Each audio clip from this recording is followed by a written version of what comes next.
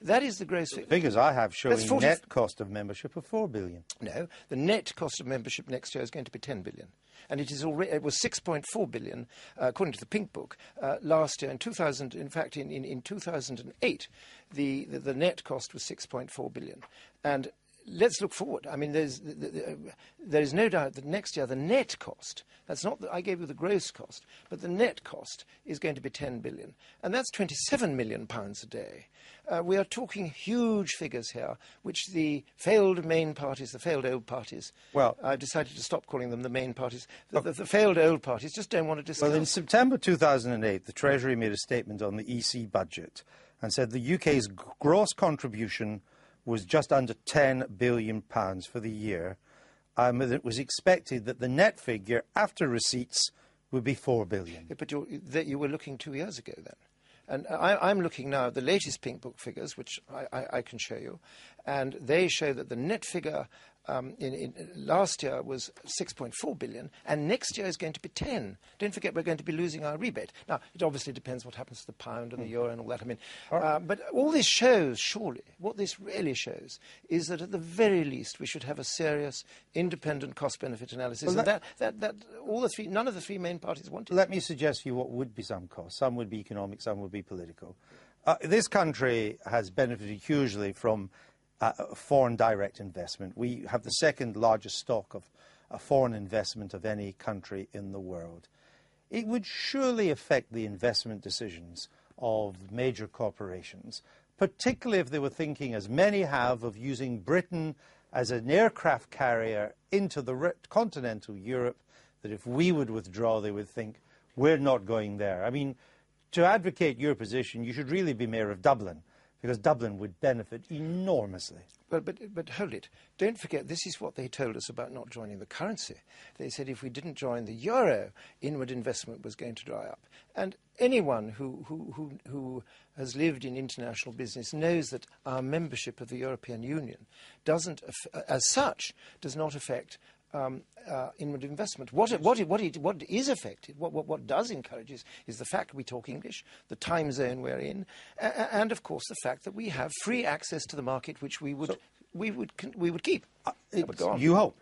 It's seriously your decision that if we were to withdraw from the EU, that would make no difference to the investment decisions of international multinational companies. Absolutely, and over time, our position would improve because we would get rid of all the over-regulation which is forced on us by Brussels. And the figure I gave you of £120 billion a year includes a figure which comes from the Commission itself, from Mr. Verheugen.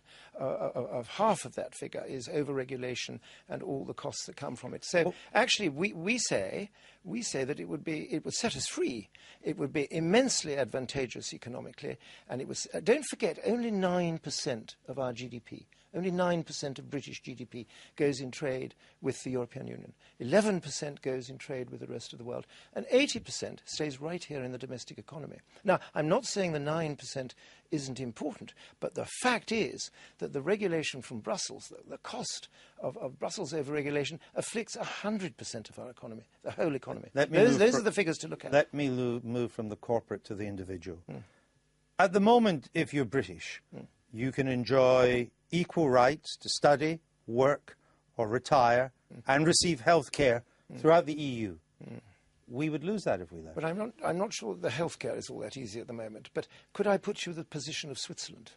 Switzerland enjoys all the advantages that we enjoy. Free movement of person, free trade. I mean, I agree that when we joined the European Union, there was a substantial tariff barrier, 7–8%, and we wanted to emulate the Germans. And way back in the 60s and 70s, there was a case to join the common market.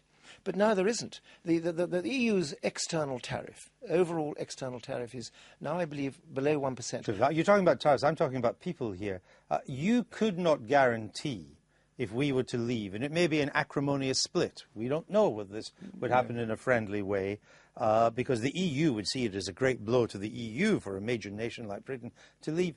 Why would they have an incentive to continue to give us the right to study, work, retire, receive health care in the EU, when we want none of the responsibilities? Well, why would they take it away from us? Because we're not a member of the club. No, but it's just as much in their advantage to send their students here and all the rest. It's a reciprocal arrangement. Nothing would change. No trade barriers would be set up. This is a myth. This is a myth that the political class, I'm afraid, believes, that were we simply to repeal the treaties of Rome, something ghastly would happen. It wouldn't.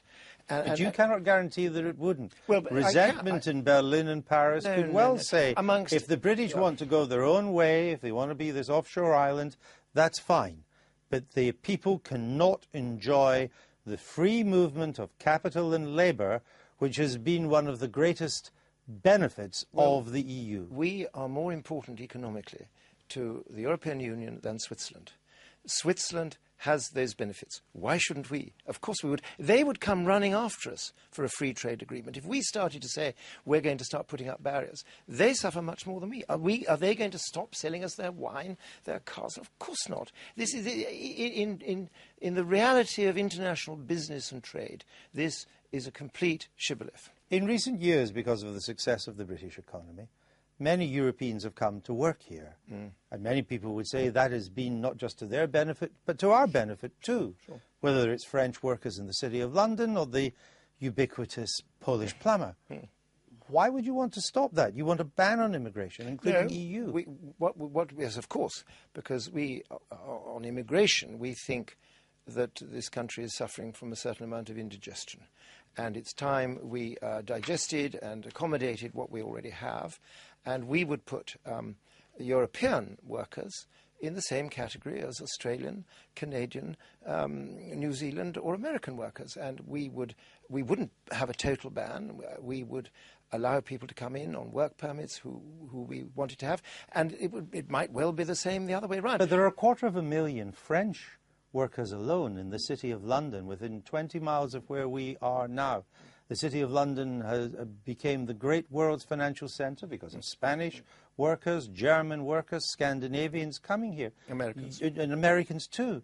You would stop that. No, you would freeze it. Why? No, we would leave that as it is and say if any more wanted to come in. Sorry, a 5-year freeze on immigration. That's a freeze. That's not kicking them out. Well, no, I didn't say kick them out. No. I said you would stop any more coming in. No, we wouldn't. The 5-year freeze on immigration for permanent settlement. For permanent settlement. Now, why That's would you want to stop French or Polish or German or Spanish or American from coming here? We're talking about permanent settlement. We're not talking about people coming here to work. Our ban is on permanent settlement because we think there's enough of it. And I don't know if you know, but there are at the moment 5,000 new people settling here permanently every year at the moment.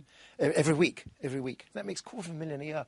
And the fact is that our services and our infrastructure and everything simply can't go on taking this rate of increase. So what we want to see is a freeze. We're not saying that we're not going to have people in. Of course there'll be genuine asylum, and of course the families... Either you have a freeze or you don't. Either you allow some in or you have a freeze. If you allow some in, it's not a freeze. No, forgive me, Andrew. If you have a freeze for permanent settlement, that is a freeze for permanent settlement. It does not stop the Americans continuing to come in, the Australians, the Canadians. They as temporary workers.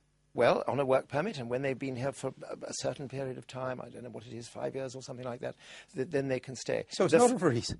Well, it is a freeze on new people flooding in, which they are at the moment, for permanent settlement. Our borders have been completely abandoned and deliberately abandoned. So all I have to say as an American or a Frenchman is I'm coming here temporarily, and if I can stay here for 5 years, I'll become permanent. Like us going there, you would have to get a permit.